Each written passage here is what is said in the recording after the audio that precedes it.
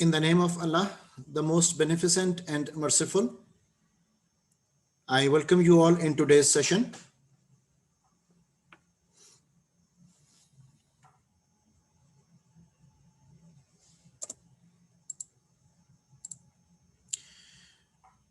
Today we are going to talk about organizational development,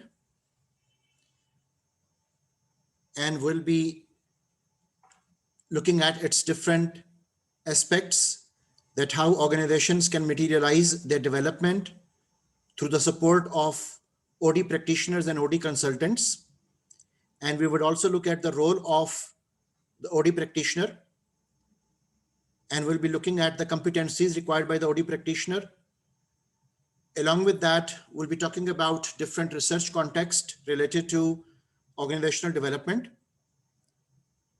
and the models associated with this theoretical elaboration.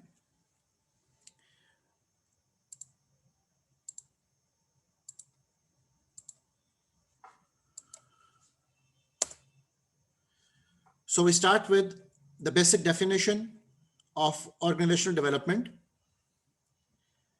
And this definition is given by Burks.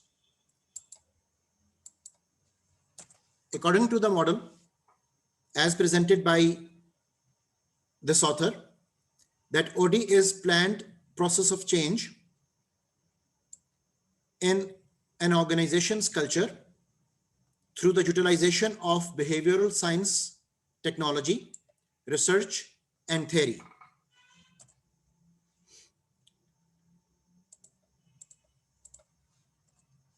Another definition is given by French, and according to French, OD refers to a long-range effort to improve an organization's problem-solving capabilities and its ability to cope with changes in its external environment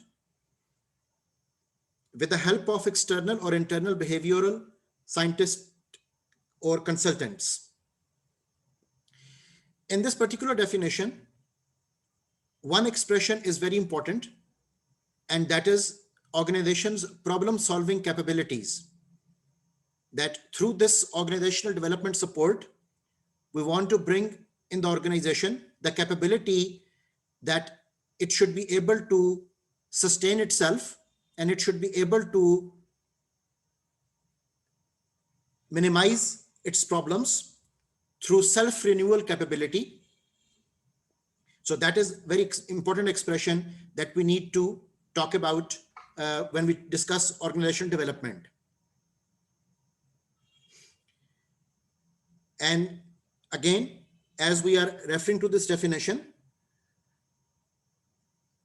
the change aspect of organization development is obviously linked with the transition and the transformation, and both the aspects are counted, because in terms of transition, we are concerned with the time, and in terms of transformation, we are concerned with the change.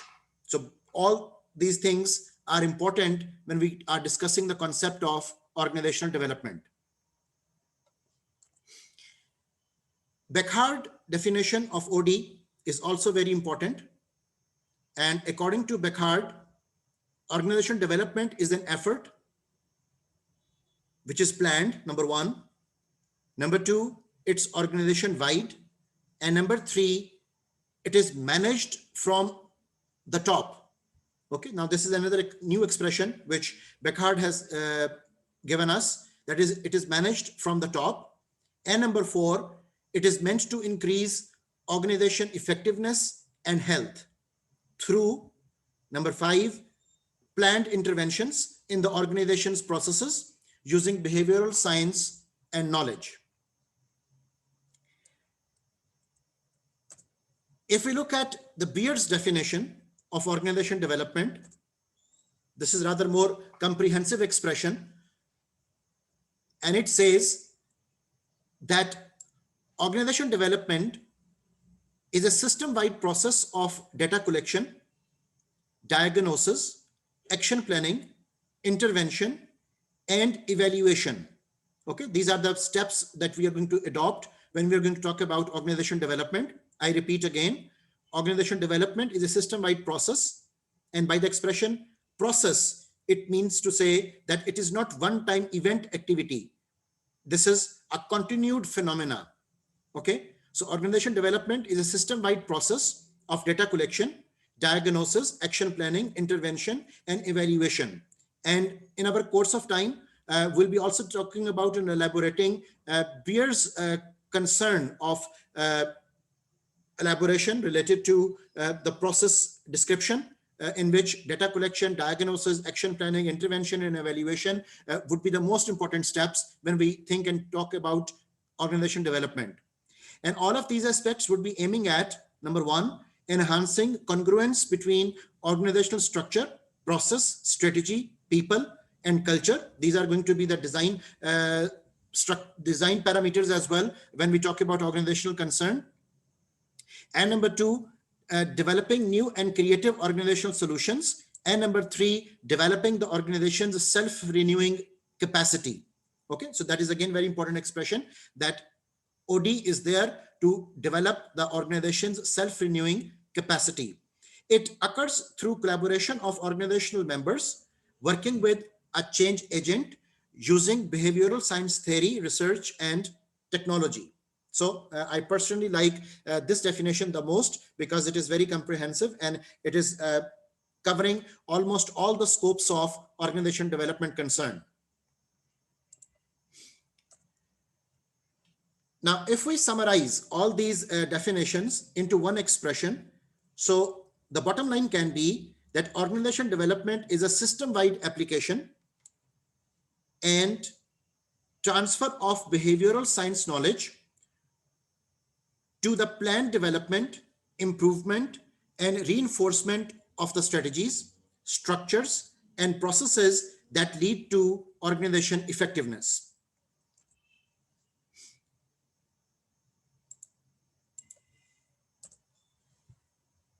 There is a general model of organization development, which is now referring us towards the general model of planned change as well, as change is the major aspect of development.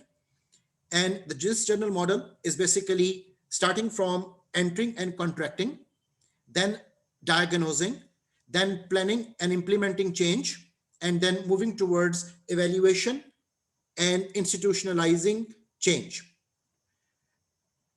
We have to bear in mind that the first step, which is entering and contracting, is rather most crucial. Reason being that for the OD consultants and OD practitioners, unless and until they don't win the favors and they don't win the consent of the client, the organizational member, it would not be possible to bring in a change. So for the OD consultant and OD practitioner, this entering and contracting is rather the most crucial point, because this is the point where he has or she has to sell her or his capabilities, competencies, experience to the client so that the contract is taking place and the OD practitioner would be allowed to diagnose the organization. And based upon that diagnosis, the planned interventions would be created. And based upon those planned interventions, implementations would be taking place. And at the end, we have to talk about the evaluation, the outcomes of the whole effort. And then we have to institutionalize the change over there as well, so that the change should not be reverting back. At the same time, there are certain critics of planned change. And if we talk about those critical aspects related to the planned change, the first expression evolving is talking about conceptualization of planned change. And in that conceptualization, it is said that change is not linear. Okay, generally speaking, we can draw a straight line of movement from unfreezing to refreezing, and we can say that that is the change process. But in reality, the change is not that smooth. The change is not that linear. There are many ups and downs. There are many restrictions, resistances, conditions, constraints which are faced by the organization. The second expression is that sometimes even change, we are talking about the planned change, and it is said at the same time that change is not rational. Okay, reason being कि couple of times ऐसा भी होता है कि change एक process initiate हो जाता है और वो change हमारे logical और लॉजिकल एक्सप्लेनेशंस में मौजूद नहीं होता, उसकी हमारे पास रैशनैलिटी नहीं होती. That is perhaps the change which is inevitable, that is perhaps the change which is taking place over there in an evolutionary fashion, and sometimes many things are not in our control as well. So that is another expression that the change is not that linear and the change is not always that rational, and the relationship between change and performance is even not clear. Because couple of times we take the effort, we bring in a change, लेकिन उससे related जो performance expected होती है वो नहीं मिल पाती. And on the other side, sometimes we are not bringing in any change and the performance results are good. Okay, so हम इसके दरमियान भी change and performance के दरमियान भी कोई short एक relationship develop नहीं कर सकते, either directly proportional or inversely proportional. So ये कुछ ऐसे evidences हैं जिन evidences की रोशनी में planned change वो बहुत ज्यादा criticism का शिकार हुआ, और sometimes even we came up with the idea कि शायद planned change हमें करना ही नहीं चाहिए. At the same time, in our discussion, we'll be talking about different research articles, and I'll be telling you that many a times change efforts were failed as well. अब उसकी बहुत सारी reasons थी, उसकी बहुत सारे मसाइल थे जिनकी वजह से चेंज एफर्ट जो है वो फेलियर का शिकार भी हुए, लेकिन that does not mean that we stop planning, because planning is something which gives us the room for our safe side, to create our safe side, and the planning is something which gives us the buffer, जिससे कि हम अपने आप को risk से वो बचा सकते हैं. So planning is always there, लेकिन उस प्लानिंग के ऑब्वियसली एग्जीक्यूशन के दौरान इश्यूज और मसाइल का सामना वो हो सकता है. So another expression, जब हम planned change की बात करते हैं, it is talking about the practice of planned change, and the points I have are: number one, limited consulting skills and focus, because sometimes when the OD practitioner or OD consultant is involved in the change, that change would come up with much more complications as compared to the skills and the focus of the consultant.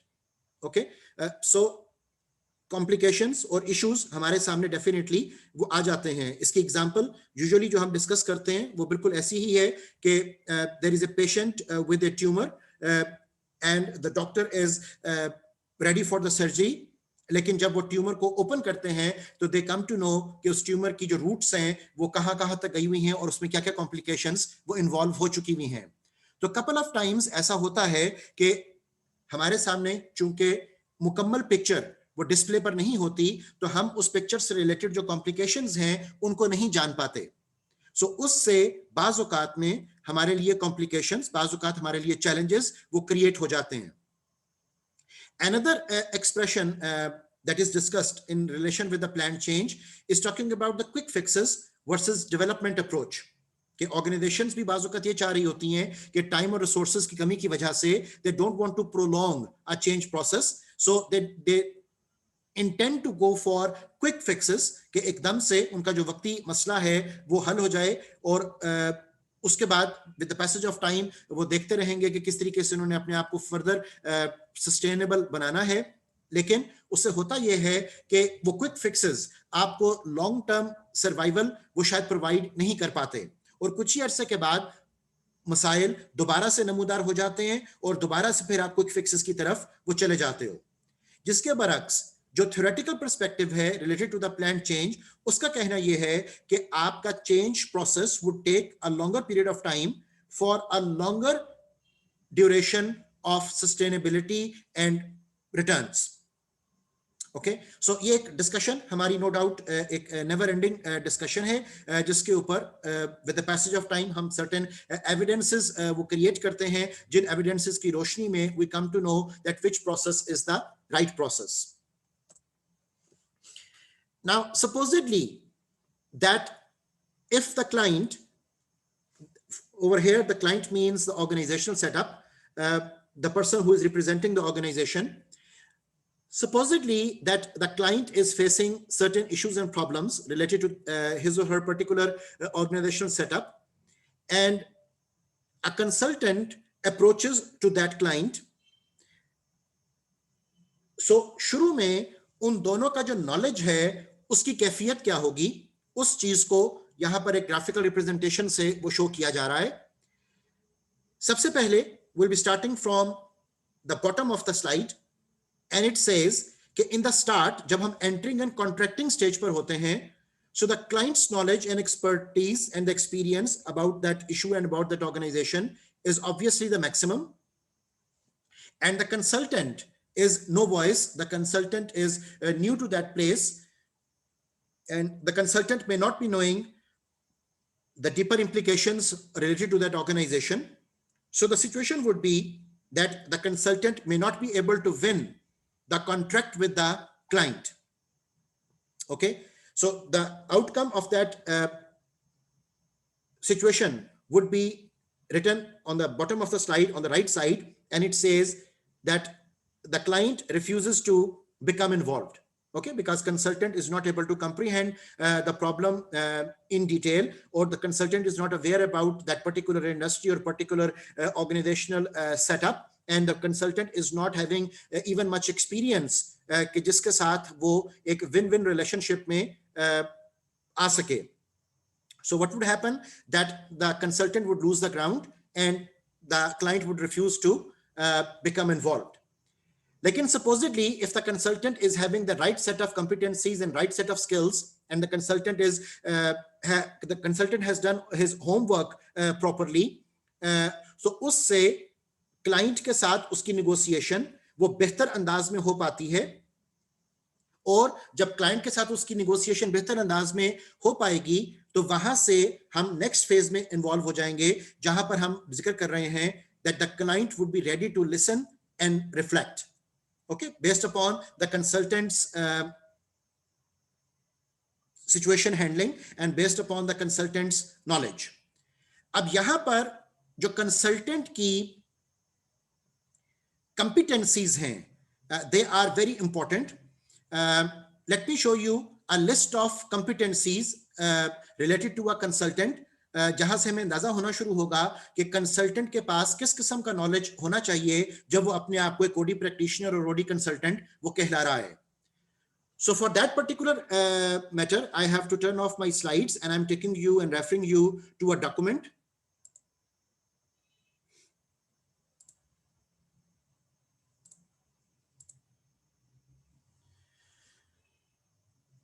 Okay, now we are looking at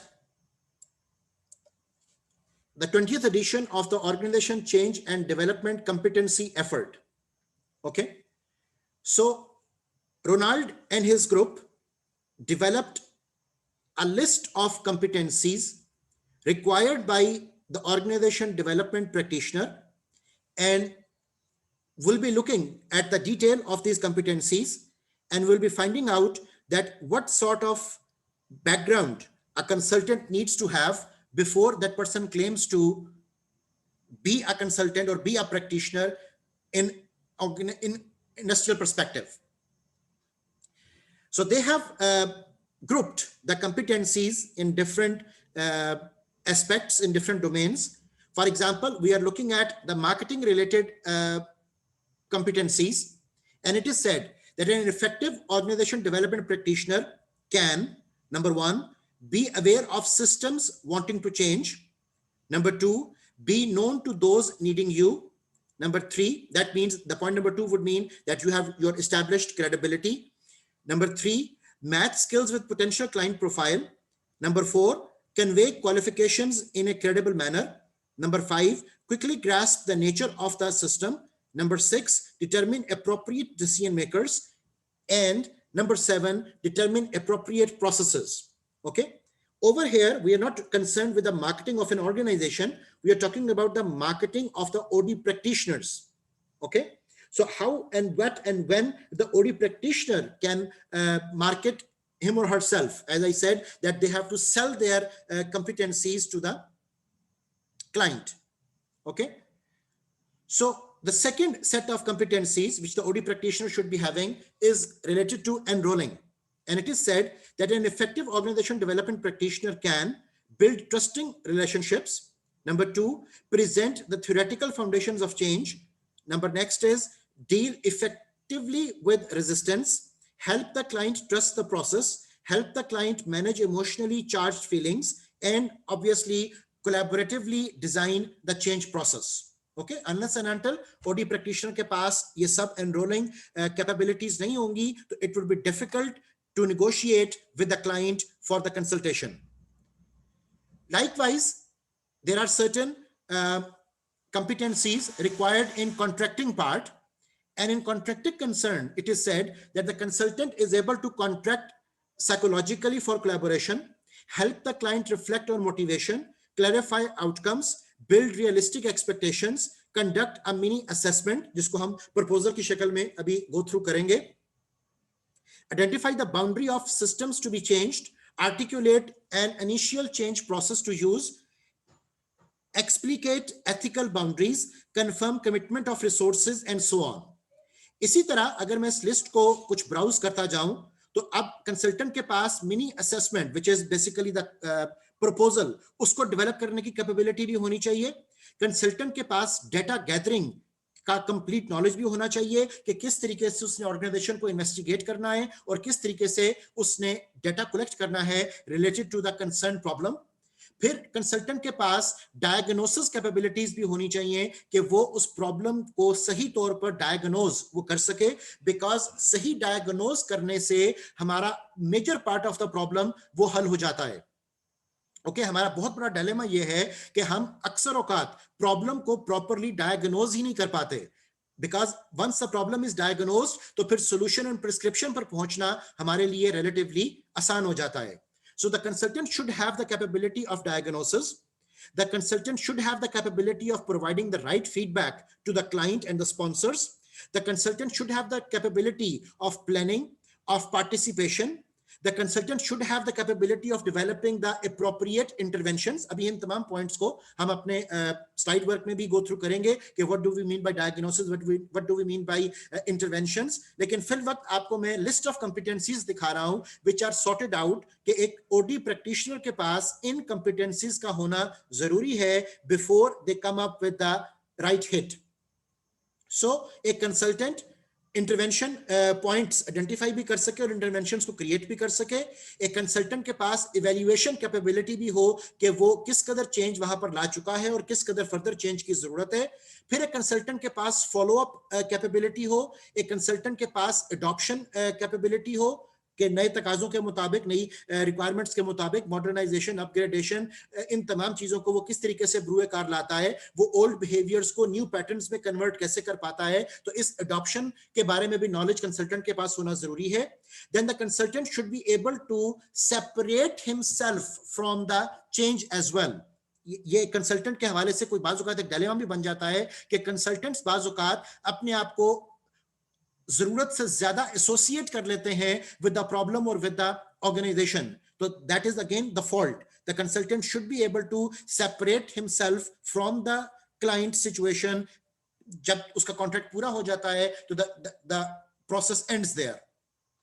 okay, and उसके लिए जैसे अब यहां पर points लिखे हुए हैं कि recognise when separation is desirable, process any left over relationship issues between consultant and client, ensure that learning will continue, leave the client satisfied, plan for post consultation contact and so on. तो ये तमाम चीजें हमें separation के हवाले से वो required होंगी.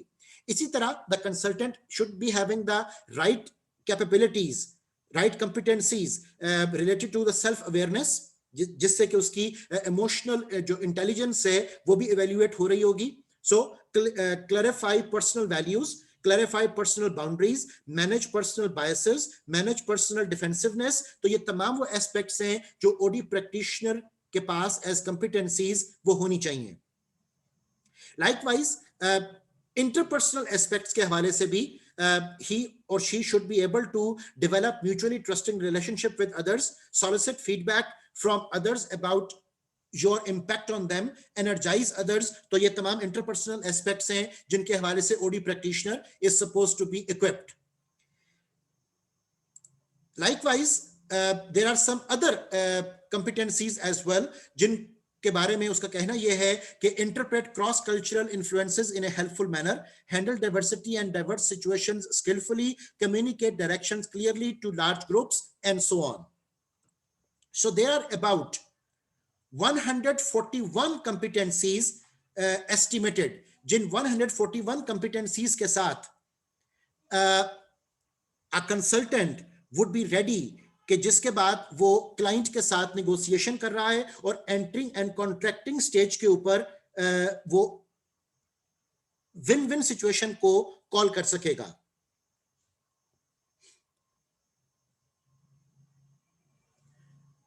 सो नो डाउट कई हवालों से consultant would be engaged with the organisation.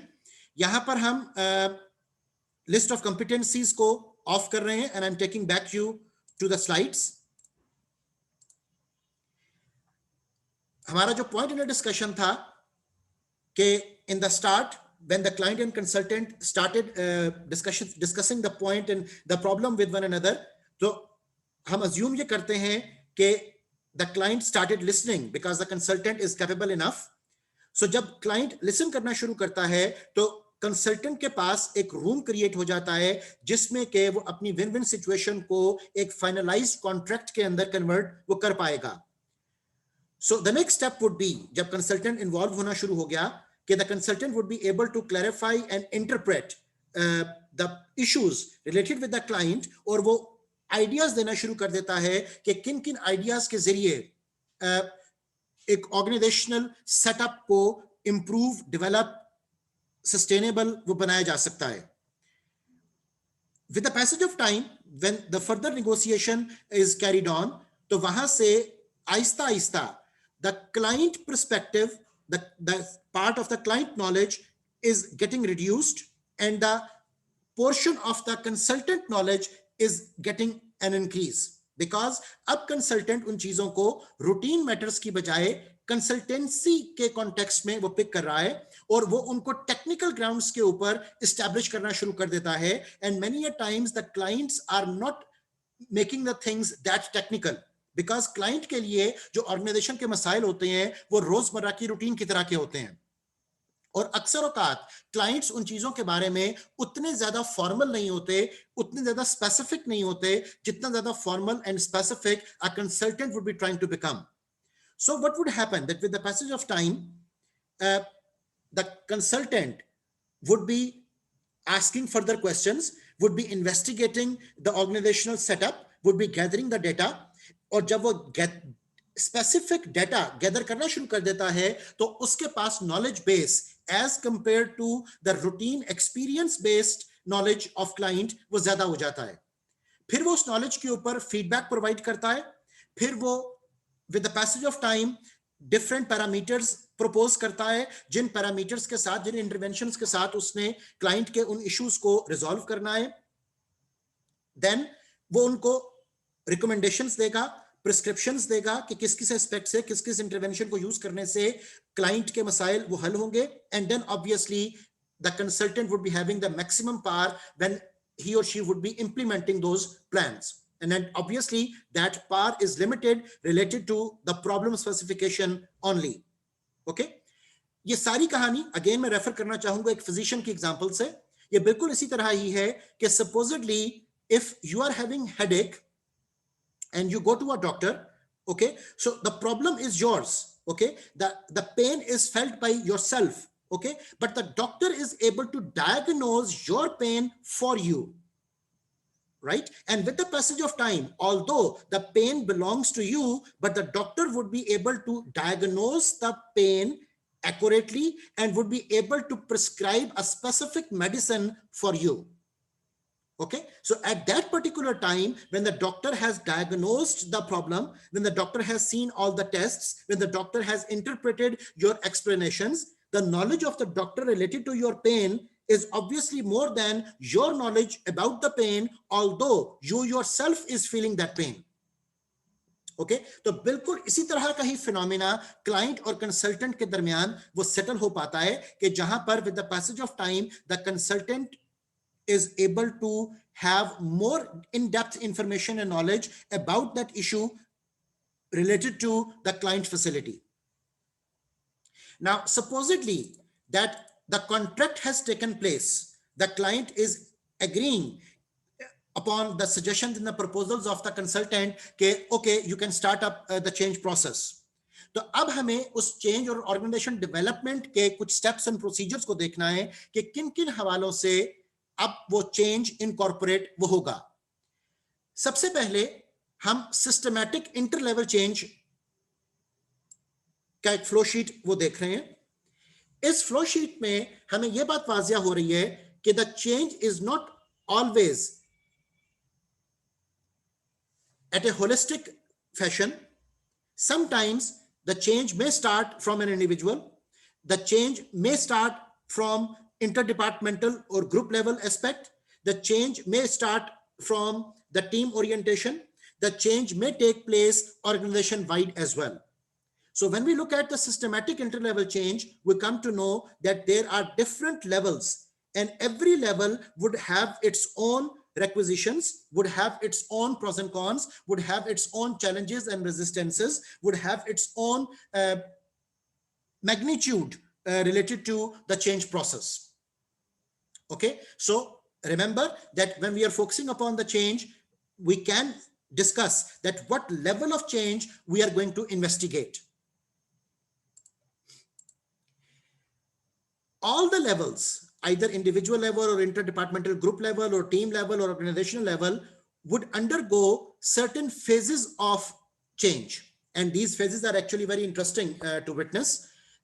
If we look at any of these boxes, either at individual level or organizational level or team level or interdepartmental group level, the basic phases are the same. And the basic phases are starting from a very interesting expression, which is denying. Okay, because we talked about this phenomena in the change management discussion, and we said that change is always accompanied by the resistance. Okay, तो जब कभी भी आप किसी तब्दीली की बात करोगे तो उसमें जो सबसे पहला एक्सप्रेशन हमारे सामने आता है, that is obviously the denying, because status quo को चैलेंज करना वो एक डिफिकल्ट फिनोमिना है. वहां पर जो रेजिस्टेंसेस ऑलरेडी क्रिएटेड हैं उनको ओवरकम करना, अपनी ड्राइविंग फोर्सेस को रेजिस्टेंस से इंक्रीज करना is obviously a challenging phenomena. So हर एक लेवल के ऊपर, चाहे वो इंडिविजुअल लेवल हो, वो टीम लेवल हो, वो ऑर्गेनाइजेशन लेवल हो, वो इंटर डिपार्टमेंटल ग्रुप लेवल हो, हमारा स्टार्टिंग जो फेज होगा that is related with the word denying. Once we are able to overcome this denying part, हम उसकी विल को जब इनकॉर्पोरेट कर लेते हैं, to the next step, the next expected step is rather more interesting, and it is dodging.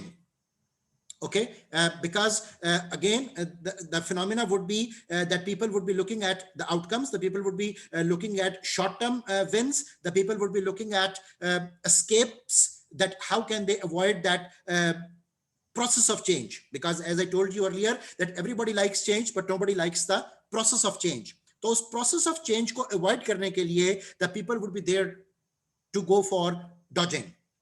And once we are able to understand their dodging, okay, so उसके बाद जो फिनोमेना शुरू होगा that would be involving them in doing, and once they have started doing, तो then we have to lead them towards the sustaining.